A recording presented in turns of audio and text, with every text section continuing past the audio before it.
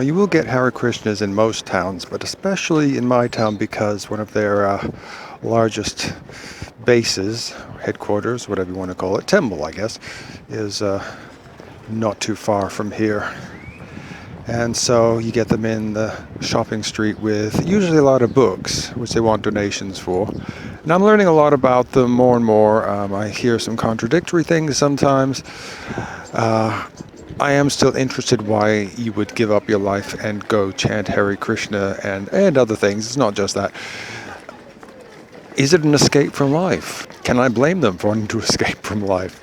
And how do they get to the point where they are leaving traditional Western life and then believing in a whole bunch of strange gods with blue skin and multiple arms and all that kind of thing?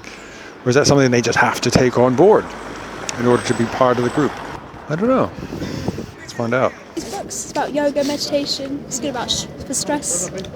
Good for stress? Yeah. Do you get stressed out? I do, yes. We all get stressed out, don't we? Yeah, I've never tried meditation before. Or have maybe I? this book will be perfect. It's called The Power of Mantra Meditation. Oh, you're from Hare Krishnas. the temple? Yeah. Yeah, I went there for the 50th. Oh, wow, that's amazing. Just to see, I didn't know what it's all about. But Yeah, that's really amazing. That's yeah, great. that was a few weeks ago, wasn't it? Yeah, basically a few weeks ago. Oh, right. So it's just called the Power of Mantra Meditation. I think if you've been to the Manor, you must know about George Harrison. And the I know Beatles. he gave it. contributed or sold it for £1 or something like that. Yeah, he gave it. He just gave it to the devotees, and it's actually him speaking about his experience with mantra meditation. So he's saying about how it can help him de-stress and just things like that. It's very nice. It's very digestible for people who haven't tried it before because it's George Harrison. He's like, he's just a normal guy, isn't he?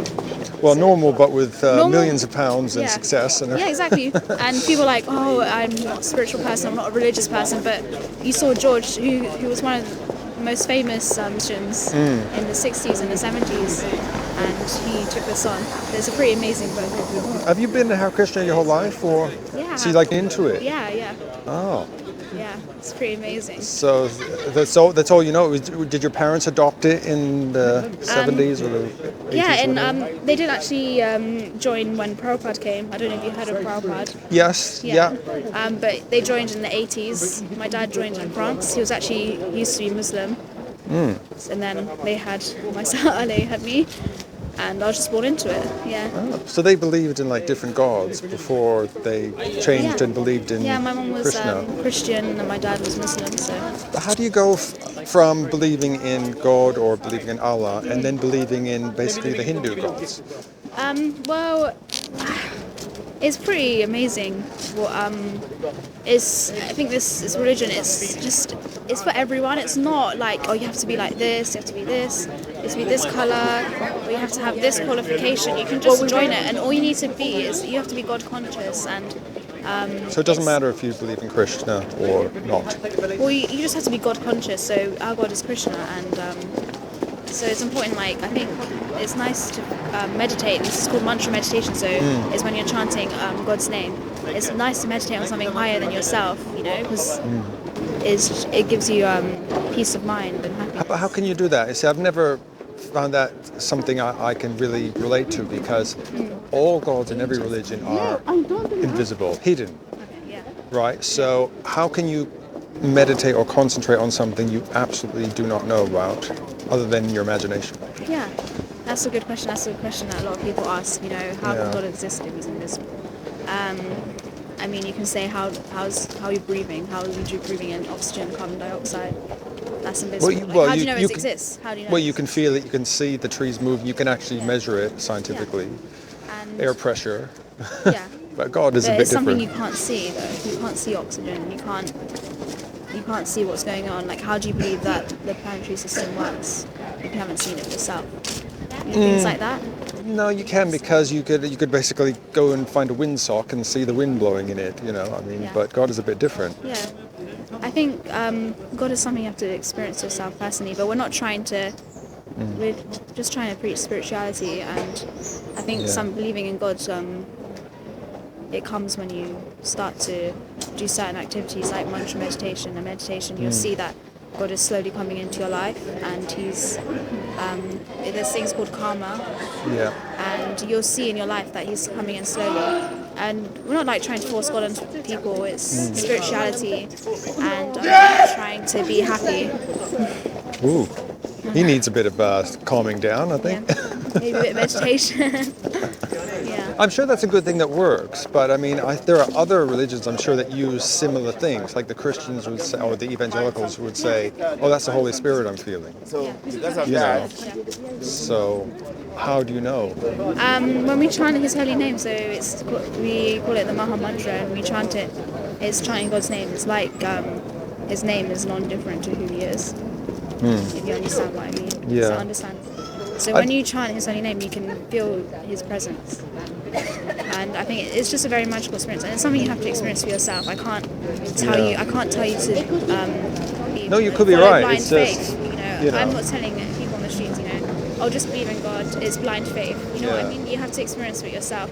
So I can only tell you so much, and it's something you just have to experience and try. Do you think all the Hindu gods, you know, the Krishna and the Shakti and all that, they actually exist, or are they just metaphors? Well, we're not Hindus, so actually Hare Krishnas, so we believe in one God. So that's the difference between Hindus and Hare Krishnas. We only believe there's one God, not many. So none of those others. Well, they're like exist. No. Well, they do exist, but they're not gods. So there's only one God. So we're like Christians and Muslims. We only believe in one God. But these are more like demigods who help to run the world in one sense. Not the best wording, but if you understand. I know this is a slightly different tangent, but when I was down at the manor, I was wondering, where does all the revenue come from? I mean, you're selling books, but that can't possibly pay for the upkeep of the house and everything. Do people donate, or how does it work? We're actually very lucky. We have a very big Hindu community. We have nothing against Hindus. Lots of Hindus come to our temple to take darshan of the deities. The deities at the temple. They're very generous. They donate money. So they appreciate that you revere one of their gods. Yeah, they're very appreciative. Even though you don't really acknowledge all the rest of their gods. Them, but we don't say that they're God. They're gods. Oh, okay. Okay. They're demigods. Are they like parts of Krishna? Yeah, kind of in one sense, but not God. Yeah. There's only one God. Okay. Yeah. And they were telling me when I was down there that however many thousands of years ago Krishna came down, he was the god of the cowherds, or lived with a cowherding family and then sort of adopted them. Yeah. And which is why you take care of cattle and cows and everything. We call cows, we call them mother cow. Because, you could literally live off a cow. They give you milk, which you can make into yogurt, cheese, dairy products. They can also help you look after the land, bulls. But you wouldn't eat the meat from one? Oh, no. Not live off in that way, no. We look after them until they die. Yeah. And we let them die peacefully, and then we generally cremate them. Oh. So we don't eat them at all, no. Oh, right. Okay. So you went to school in these places, in the temples? Because I saw a little school there when I was there. Only the first few years of my life. Yeah. Then I went into a normal school, because it's a private school. You have to pay money, so it's a bit expensive. Because I have a brother also, so it's paying for 2 kids to go to the school. So I was only there for the first few years of my life. But I went to normal school, so I'm not like in a bubble. And what's it like being a woman within this organization? Because in some religious organizations, the man has got precedence and the women just get put in the kitchen and so on and so forth. It's secondary. It's not like that. I don't know. I mean, just asking. So. I feel very equal to all the men. Yeah. I can do what they do. Like these 2 guys here, they're distributing books. It's not like it's just for them. It's for everyone. We believe in something called dharma. It's your duty. So if your duty in life, if you're caring, like for example, I want to become a nurse, so I have a caring nature. So my dharma, my duty would become a nurse, not to stay at home and cook and clean, things like that. But if you want to be like a leader, I don't know what you call them, gurus or something like that. Guru. Could you become one, or would that be? I'm not a guru, no. But Why not? A leader, yeah. You couldn't become a guru? Not in in a Brahminical sense, no. Because you're female? Yeah, but we do have female leaders who are very high senior devotees, who actually give classes and seminars a lot of the times. But why couldn't you become a guru then? Respected. I mean, what specifically keeps a female from being a guru? I'm not very Sounds like they're saying you're not smart enough. No. It's not that. It's I'm not very well educated in one sense on why women can't become gurus. Unfortunately. Because again, it goes back to a lot of religious traditions. It's like the men are up the top and the women are under. I think tiers below. That's only one thing about becoming a guru, but they're very respected, and they're asked to do things the same as men, and the same as men gurus. They just can't become a guru. So they're asked to do pujas and worship the deities. Pujas is what? So when you worship the deities. Yeah. So women are also asked to do that. Yeah. They're asked to give classes. So we have classes at the manor where they speak for an hour or two about the philosophy from one of the books. Okay. And they speak about it, and that's also something gurus do. It's just a difference. Gurus can initiate people. But it's something I'm not very well versed. I'm not the person to ask. Do you think some people join the Hare Krishnas to basically get away from all this, the rat race, the consumerism? Sometimes. It can be very stressful. A lot of people join the temple and live there as a monk as the rest of their life. But you can't just join and say, let me in.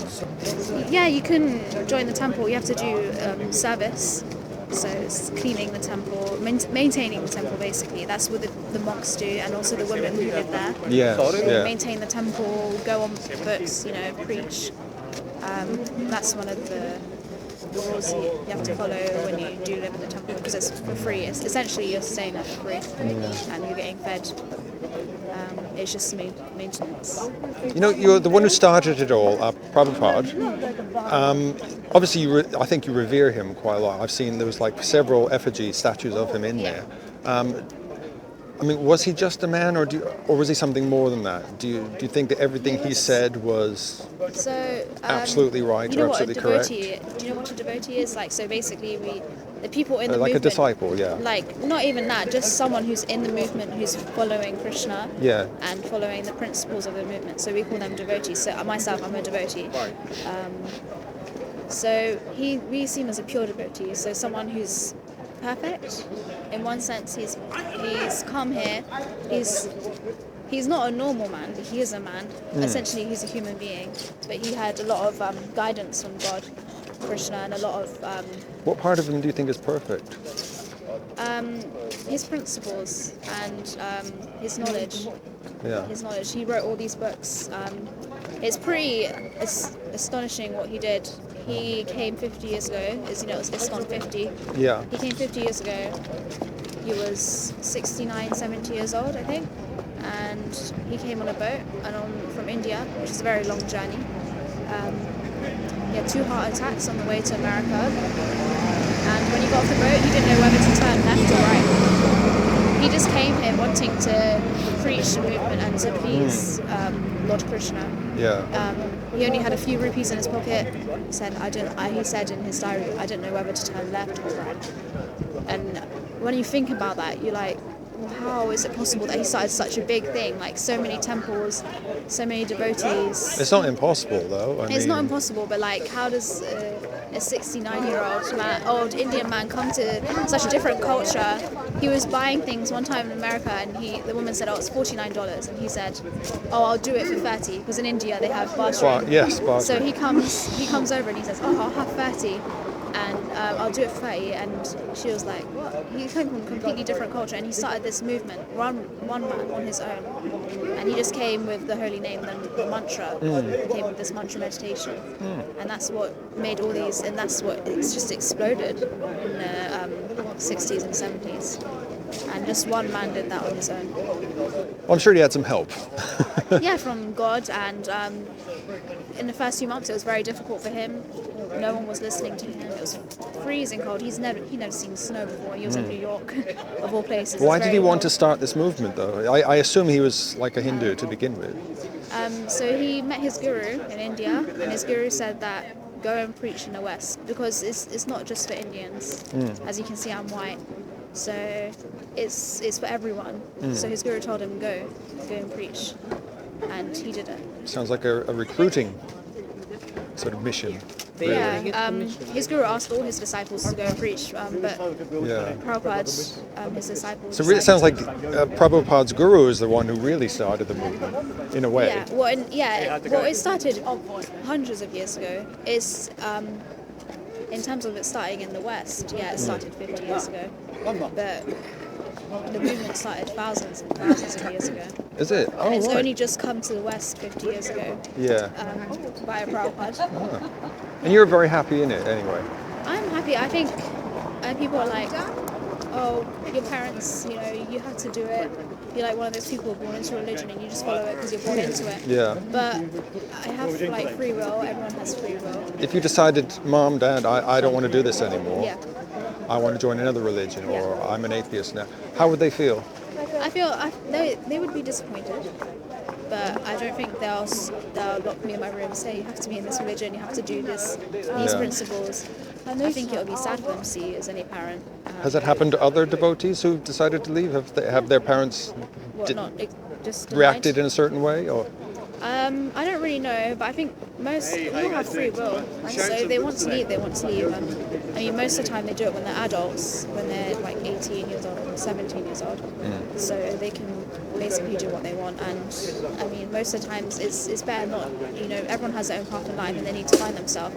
And if they're not happy, then they have to go and find themselves.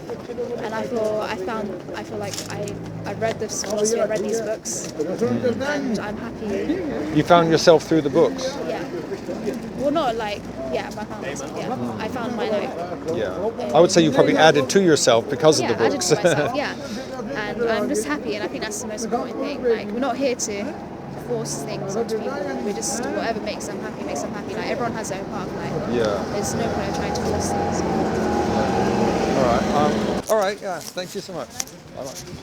Yeah, a nice Hare Krishna girl who was born into the faith, and she seems to get something out of it, though she couldn't answer all of my queries. It looked like she hadn't actually thought about certain things, like why a guru must be male. But I wasn't too surprised that was the case, that there is a little bit of misogyny, because there usually is. But it's always fascinating to hear what people believe, why they believe it, why they stay in it, and what they get out of it.